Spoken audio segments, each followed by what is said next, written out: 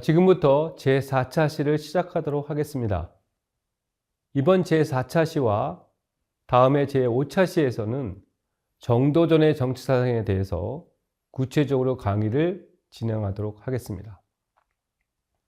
여러분들은 정도전의 사상부터 실제로 제가 제1주차 강의에서 설명한 한국 정치사상사의 연구 내용, 즉 현실인식, 정치론, 이기론적 자연관, 우주론이라고 하죠. 그다음에 인간 본성론, 도덕론, 국내외 질서관, 역사론, 그리고 정책론 등이 강의 내용을 구성하는 주요 요소가 된다는 점을 잘 이해하시기 바랍니다. 정도전은 1337년에 태어나서 1398년 제1차 왕자에 난 이후 3대 태종이 되는 이방원에 의해서 죽음을 당한 인물로서 태조 이성계가 고려 왕조를 붕괴시키고 조선을 건국하는 과정에서 주역을 담당했던 급진개혁파의 대표적 정치인이요 유명한 사상가였습니다. 정도전의 급진적 태도와 정치 사상은 출신 배경과 경력을 통하여 형성되었다고 할 수 있을 것입니다. 우선 정도전 자신이 서자일 뿐만 아니라 그의 아버지는 비록 종삼품에 해당하는 형부상사까지 지냈지만 본래 설이라는 중인층 정도의 가문 출신이고 그의 외할머니와 어머니 그리고 부인까지 모두 설 출신이었습니다. 이러한 신분상의 제약으로 인해서 정도전은 26세가 되던 1362년 진사시험에 급제한 후 35세에 성균관 박사가 될 때까지 등용되지 못했습니다. 그 뒤 정도전은 5년간 당시 성균관 대사성이던 이색 밑에서 나중에 수종보수파로 분류되는 정몽주, 이승인 등과 정주학을 같이 연구했습니다. 그러나 1375년 그의 나이 39세 되던 해에 당시 권력자였던 이이님 등의 친원정책을 반대하다가 원나라하고 친하게 지내자는 친원정책이죠. 친원정책을 반대하다가 1383년까지 거의 10년간 회진이라는 곳, 즉 현재의 나주로 귀양가게 되었습니다. 그러다가 47세 때 이성계를 만나게 되었고 48세에 명나라 황제의 생일을 축하하기 위해서 파견된 정몽주의 청고로 서장관에 임명돼서 그를 따라 명나라를 다녀온 뒤에 종삼품인 성균관 사성으로 중앙정계에 재진출하게 되었습니다. 이러한 개인적 배경이 정도전이 기존 고려조에 대항하여 신체제를 성립하려는 급진개혁파가 된 중요한 요인이었다고 할 수 있겠습니다.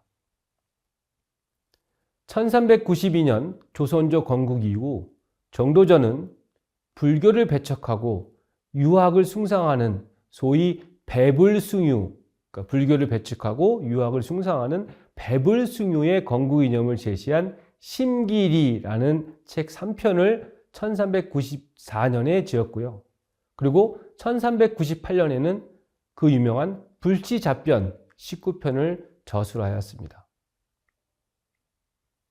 이와 함께 1393년부터 1396년까지 국가를 통치하는 치국, 국가를 다스리는 치국이라고 하죠. 치국의 기본 요강과 관제 등 법제적 기틀이 되었던 조선 경국정과 경제문감 그리고 경제문감 별집 등을 차례로 지어서 태조 이성계에게 바쳤습니다.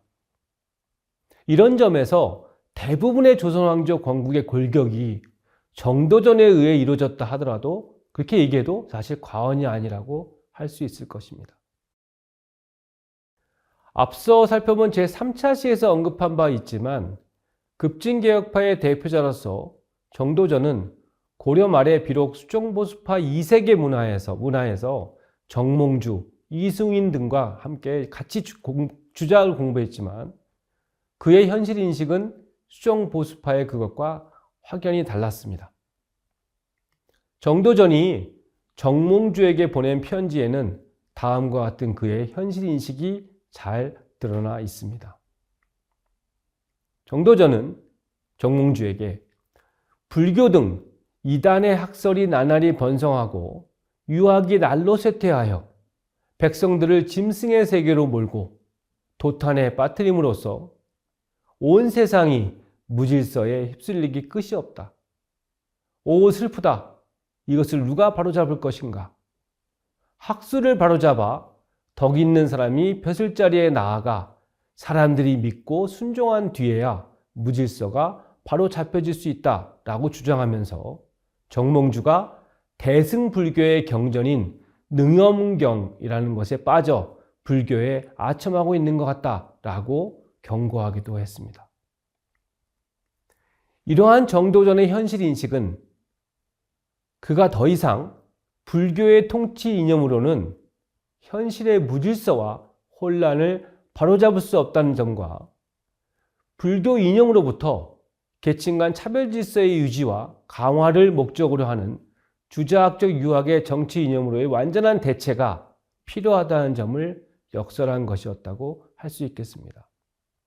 이것이 우리가 앞서 언급한 대로 정도전으로 대표되는 급진개혁파의 정치적 입장 내지는 정치 목표였던 것입니다. 정도전의 정치 목표가 주자학적 유학의 정치 이념에 입각한 새로운 봉건 질서의 확립에 있었기 때문에 그의 사상 내용 역시 그러한 목적하에 전개되었습니다. 우선적으로 새로운 봉건 질서가 어떤 성격을 갖는가에 관해서는 다음과 같은 정도전의 말에 잘 드러나고 있습니다. 정도전은 차별의 준수는 곧 우주자연의 일반 원리로서 초자연적인 이성적 진리이다. 대체로 인간 도리의 큰 원칙은 하늘에서 나왔으므로 상하에 차별이 있지 않는 사물이 없으며 차별이 이루어지지 않는 때가 없었다. 즉 인간의 몸과 마음에도 그 심신의 도리가 있으니 가깝게는 부자, 아버지와 아들이죠. 그 다음에 군신, 군주와 신하, 부부, 그렇죠? 남편과 아내, 장유, 나이 든 사람과 젊은 사람, 붕우, 친구들 사이죠. 이런 부분과 차별의 도리이고 멀리는 온 누리의 천지만물 사이의 차별 질서이므로 모든 사물에는 차별이 아닌 것이 없다라고 주장했습니다. 이를 통해 볼 때 정도전이 추구한 정치 질서는 봉건적 차별윤리 질서의 확립이었음을 알 수 있을 것입니다. 한 가지 더 주목할 것은 조선 건국 초기 주자학파 정치 사상가로서 정도전 사상의 특징이 불교의 윤회설에 대한 비판을 통해서 고려조 멸망의 당위성을 주장함과 동시에 조선조 건국의 정당성을 제시했다는 사실입니다. 이에 관해 먼저 정도전은 불교에서 현세의 인간은 죽더라도 그 정신이 죽지 않아서 다시 다른 형상을 받고 태어난다고 하니 이 때문에 윤회설이 흥행하게 된다라고 해서 윤회설을 언급한 다음에 시작이 있으면 끝이 있기 마련이다. 그러므로 삶과 죽음에 대한 이론을 알아야 한다. 삶이 있으면 죽음이 있고 죽은 것은 썩게 마련이며 지나간 것은 다시 오지 않는다라고 해서 윤회설을 비판했습니다. 고려 왕조를 무너뜨리고 새로운 왕조의 정착을 목표로 했던 정도전에게 있어서 윤회설은 그의 정치 목표와 양립할 수 없는 이론이었습니다. 조선 왕조 건국 초기는 아직도 반체제 세력이 이미 멸망한 고려 왕조를 멸망한 것으로 보지 않고 조선 왕조에 대한 순종을 거부하는 그런 저항의 위험성이 있었기 때문에 정도전이 불교 사상을 사상적으로 극복해야 할 필요성은 매우 컸었습니다. 정도전이 조선 왕조 건립 초기에 적극적으로 불교의 윤회설을 비판한 데는 바로 이러한 새 왕조의 체제를 정착시키려는 정책적 목적과 뗄 수 없는 관련성을 지닌다고 볼 수 있을 것입니다. 직접적인 윤회설 비판과 함께 정도전은 주자학적 이기론을 가지고 윤회설을 간접 비판하기도 하였습니다. 그는 무릇 초목은 뿌리로부터 줄기가 생기고 가지와 잎이 나고 꽃이 피어 열매를 맺게 되는데 이것은 하나의 기, 즉 일기가 관통하기 때문이다. 봄과 여름이 되어 그 기가 번창하여 잎과 꽃이 무성해지며 가을과 겨울에 이르면 그 기가 약해져서 잎이 시들고 꽃이 떨어진다. 그 다음에 봄과 여름이 되면 다시 잎과 꽃이 무성하게 되는데 이것은 이미 떨어진 잎이 그 근원으로 되돌아가 다시 소생하는 것은 아니다 라고 하였습니다. 이처럼 정도전은 고려 왕조가 조선 왕조로 바뀐 정치체제의 변동을 합리화하기 위하여 변천의 근원적 힘인 기설을 주장해왔고 만물, 즉 인간과 동식물이 서로 순환한다는 불교의 윤회설을 부정하였던 것입니다. 이상으로 제4차 시를 마치도록 하겠습니다. 정도전의 정치사상은 제5차 시에서 계속 진행하도록 하겠습니다. 감사합니다.